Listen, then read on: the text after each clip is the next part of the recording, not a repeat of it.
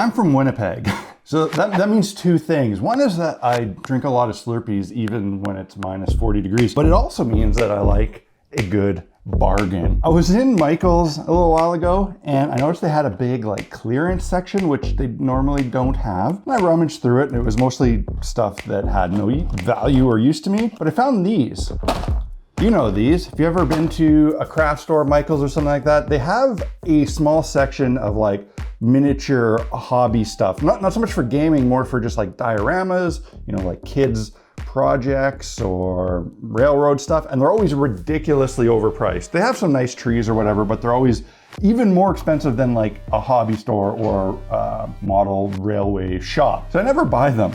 But they had these palm trees on clearance. The price still isn't amazing actually, because regularly one of these packs of 6 was marked at $17 Canuck bucks, now $10, so close to half price. That's still a little bit expensive. It's like $1.60 a tree, and they're not like, they're just little plastic palm trees. That's $1.60 Canadian, so I don't know, like $1.20 or something. I don't know what it is American right now. Anyway, I grabbed all 4 packs that they had there. Despite the deal not being amazing, it was decent enough, and I don't have any palm trees. And you know, I've been making a lot of desert stuff lately. I got my Egyptian set, I did that Stargate thing, and I think I'm gonna keep adding to that.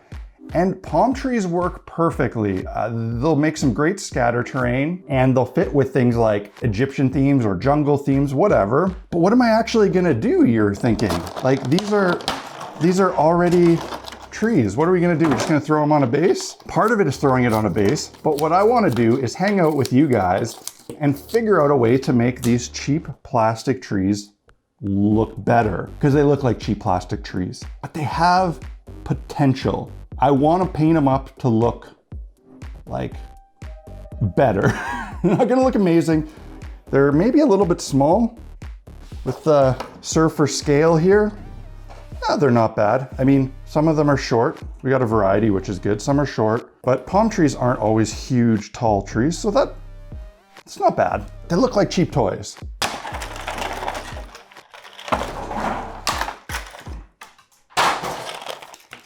Hey, whoa, whoa, whoa. Where do you think you're going? There's definitely a cheaper way to get something like this. I took a look on Amazon, and you can buy packs of little diorama toy palm trees like this that are just as good, if not better, and more varied for a better price per tree. So I'm gonna put some links down in the doobly-doo so you can check that out if you want to do this for yourself, because your Michaels might not have these on sale, and even if they do, it still might not be the best, most cost-effective way to get these. But yeah, they honestly don't look too bad. We've got removable bases. There's a pretty bad mold line on each side of them that I'll have to scrape. The plastic is cheap toy plastic. The palm trees look like, the leaves look pretty good, except some of them have these really terrible overflowing bits of plastic, which is not nice. And these points don't look very good. I'm looking to do something that's straightforward, easy, you know, a low value thing that has a big, you know, reward. I want a big return on investment here, where it's, you know, a little bit of investment and a pretty good outcome. It'd probably be worth washing these because they're, you know, plastic that came out of a mold, but I think I'm gonna not bother. Gonna clean up some mold lines and, you know, figure out a way I can batch paint all of these. Let's do this for a long time. Yeah, I think the worst part is the overflow on some of these leaves. You know, palm trees aren't all perfect.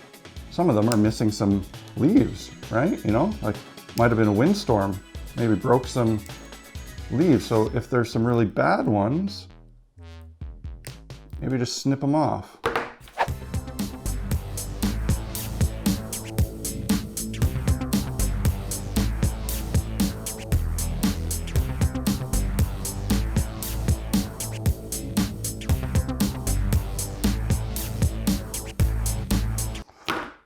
Well, that was super fun and exciting. I kind of wish I had a whole bunch more of these. These little leaves here clipped individually would make fantastic ferns just to decorate other stuff.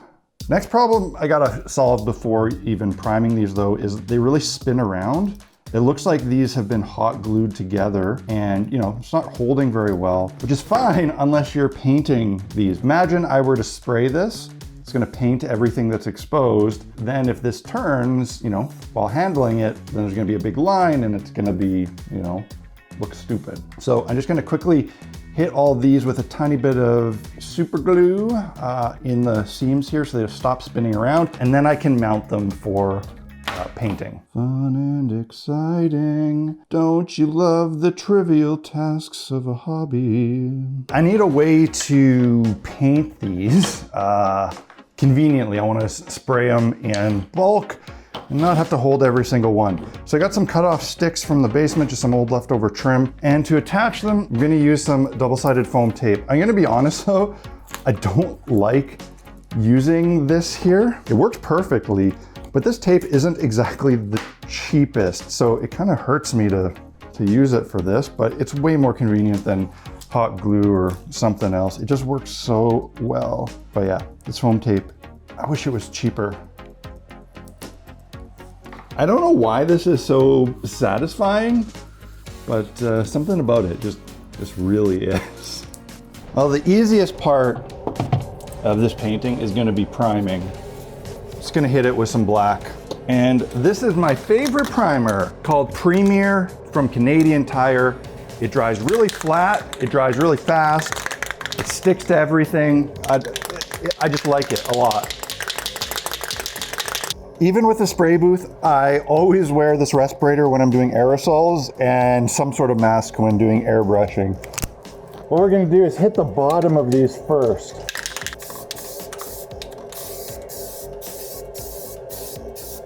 There's a lot of little angles and overhangs here.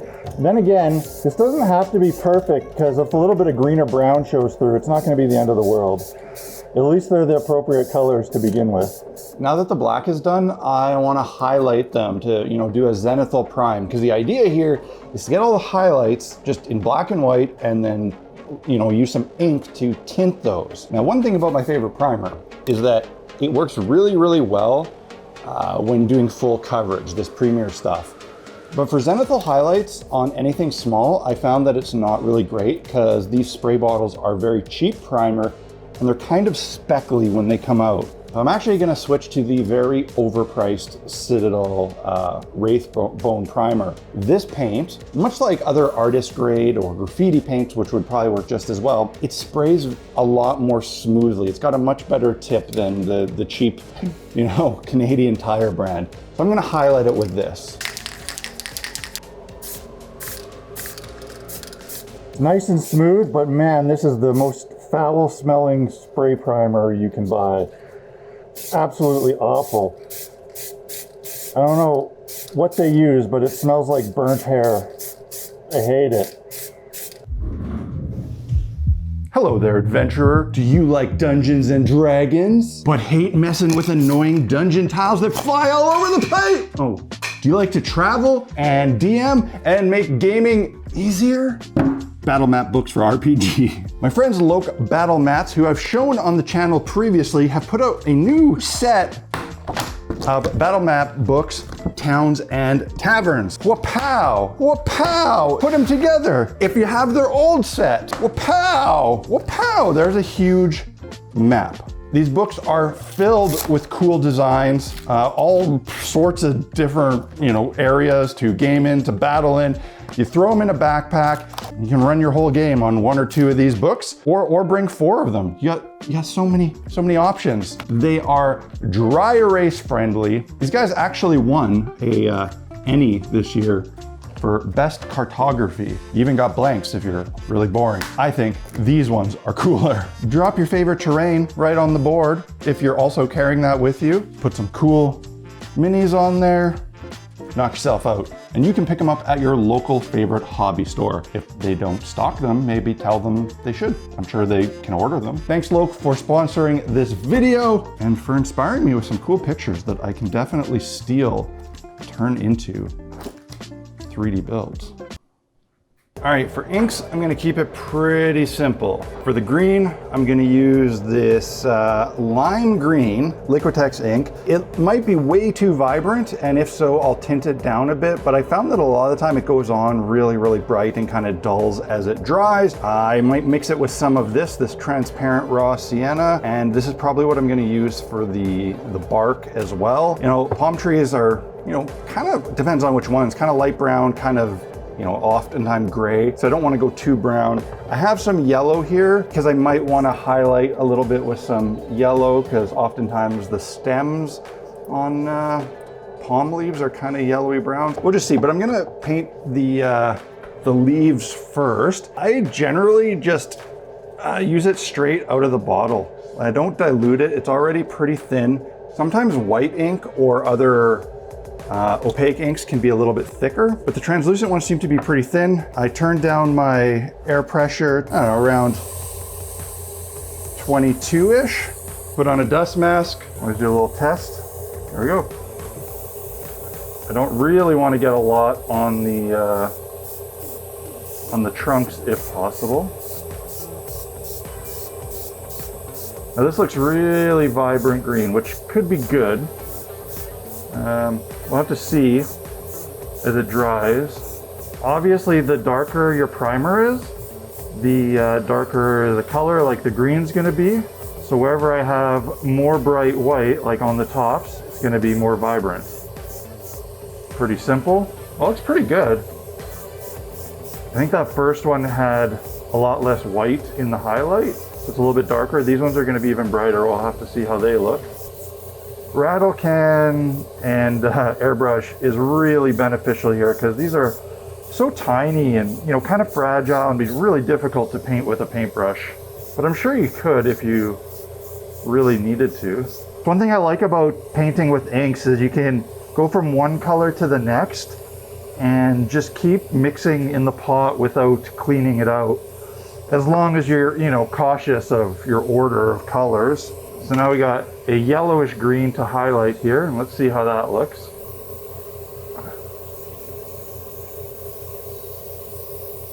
Yeah, looks nice. It's pretty subtle. Yeah, that looks great, actually. I like that. Gives it some more depth. Gonna drain, get rid of some of that excess, and mix a slightly stronger, almost pure yellow, and do one more quick highlight. Don't want to overdo this because we don't want these looking yellow. Just want them looking brighter on the tops. Give them some shadows, make it look like the sun is hitting them. Maybe like some leaves are newer than others. Just make them look generally more lifelike. Now I can go ahead and do the trunks. Let's try this raw sienna. I'm hoping it's not too light. Might have to darken it a little bit. I didn't care about green overspray, but brown overspray onto the leaves, I don't really want. Now I have to try to just hit the trunks. Looks pretty decent. Some spots are too green because still had too much green in the line, but we'll see. It's looking all right. I probably could have used some more highlighting on these tree trunks. They're a little too dark. Should have got more white on them, but it's not the end of the world. While the ink was drying on these trees, I went outside and I cut a bunch of MDF bases. I didn't really plan these out exactly how many I needed or how big they would be. I just grabbed a piece of MDF, my jigsaw, and cut out a bunch of shapes and, you know, hope to get enough. I intentionally made sure that they were about the size to fit 2 to 4 of these trees on. If I made them fit any more or any bigger, they become very cumbersome, and also I actually just wouldn't have very many of them, so they wouldn't be very versatile. I'd be limited to how I could use them. If I made them only have like 1 tree on them, well, they'd be too small and too fiddly. This kind of mix is good. It's enough that I can spread them over the table, or, you know, use them specifically in a line, just use 1 or 2. put them together for something dense. And I just guessed on how many I need. If I have leftovers, that's fine, put them aside. These kind of bases are always good. And I use 1/4" MDF for this. You can buy it at Home Depot really cheap in a 2x4 sheet. It's the material of choice for basing, you know, wargaming tabletop stuff for the last couple decades for a reason. The thickness at this sort of size is really stable. It's very unlikely to warp as long as you avoid a few pitfalls. Don't make long, skinny, or square shapes. Bases warp because of shrinkage. If you apply glue to them or some kind of compound or even water, and as it dries, it shrinks, it pulls the base inward, and that's what causes warping. So if you have a long, skinny, rectangular base, it's gonna pull those ends together. The longer it is, you know, it's gonna pull it in no problem and it's gonna warp. If it's a square, it's gonna pull the corners in. Curves and arches are very, very strong. You know, eggs are very strong. That's why bridges use arches. So it's a lot harder for these to pull inward because they all have kind of oval or round shapes. Something like this is gonna be more prone to warping than something like this that's more round. Like this will never warp. If your base, if you really can't bend it with your hands very easily, it's not gonna warp. I would have to apply enough strength to this to actually snap the MDF, which I could probably do, but glue's not that strong. Reasonably, these are not gonna warp. You might be wondering why I never sealed or glued, you know, this little seam here. I like the idea of being able to remove these either for transport or even just to apply my basing material. I'm gonna use some construction adhesive to attach these. It's not the quickest drying glue, but it's really strong and really tacky, so things stay in place while you're doing it. Plus I have an open bottle that's, you know, getting close to empty, so kind of want to use it up. I don't want to overthink this here. I'm just gonna dip and put a tree.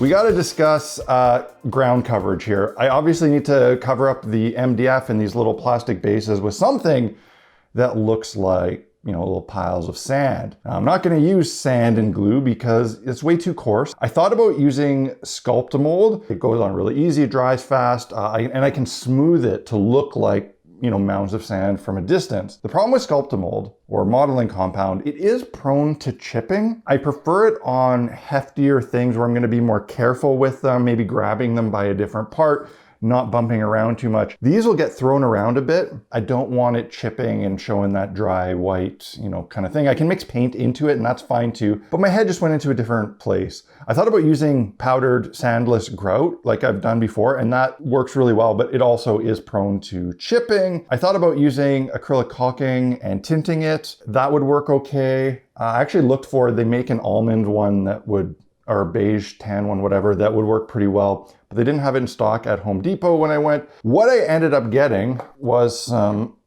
pre-mixed grout. So this is tile grout, but it's an acrylic one that's pre-mixed. It's already ready to use. Don't add any water to it. It's the right color. It's very sticky because it's got an adhesive in it and it's acrylic. And I think it should be plenty strong. It should dry nice and hard and not be very fragile. I don't think I've ever actually used acrylic pre-mixed grout for basing before. I've talked about how it would work really well. Let's give it a go. I can take all these trees off. The idea being that I can cover up these little bases with this grout and then just stick these in so that it looks like it's coming out of the sand there. I used this product a lot when I was working in construction, but never used it for this kind of purpose. Seems to be applying pretty well. A little bit rougher than I'd like, but I think I can smooth it. All right, with some water, this goes a lot smoother and looks a lot more like sand from a distance. Adding this much water will make it take longer to cure, however. It might actually be beneficial to dampen this MDF first. It'll make it stick better. But I do know from experience that any of this stuff that dries on the surface of even a glossy tile becomes quite difficult to clean off. So I have high hopes for how well it's gonna bond.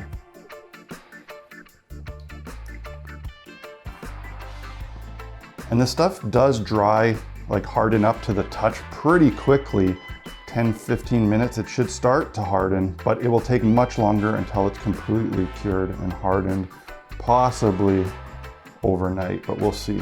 I'm realizing that I might not want to paint these at all. Like this color really might just be perfect, which means I gotta be careful to cover the edges, the MDF edges. I want to make sure they're tinted in the same tone. Thankfully the MDF is already a pretty close color match, but I want to make sure I fill these edges. If it chips, it'll be the same color all the way through the grout, and if it were to chip all the way down to the MDF, the color is going to be real close, so it won't stand out too badly.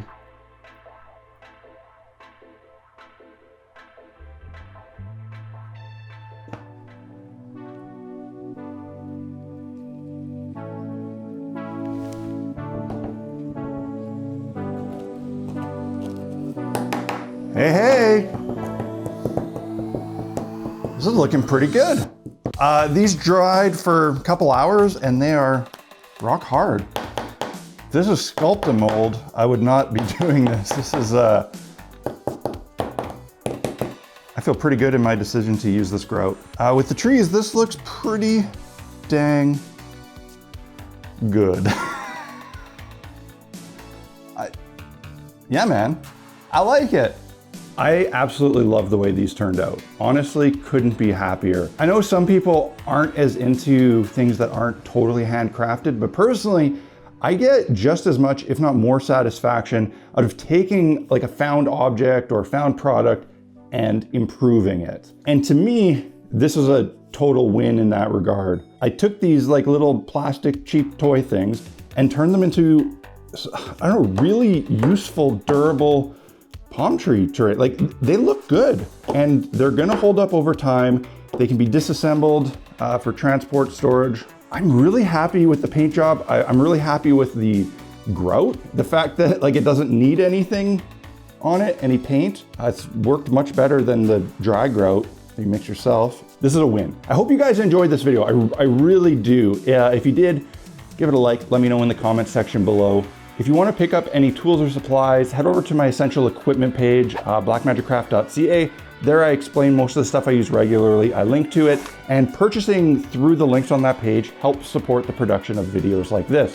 And in the video description, I'll put some Amazon links to trees similar to this if you want to, make up a set of your own. I hope that you actually get more than just entertainment out of these videos, that there's some real value to it. Maybe they introduced you to a new hobby, something you do with your family, whatever. And I hope that these videos bring you enough value that you might consider supporting the channel on Patreon. It's through the support on Patreon that I am able to ensure that I can keep doing this regularly. And I would love to have you as the newest member of the Black Magic Craft Fellowship. That's it for this week, guys.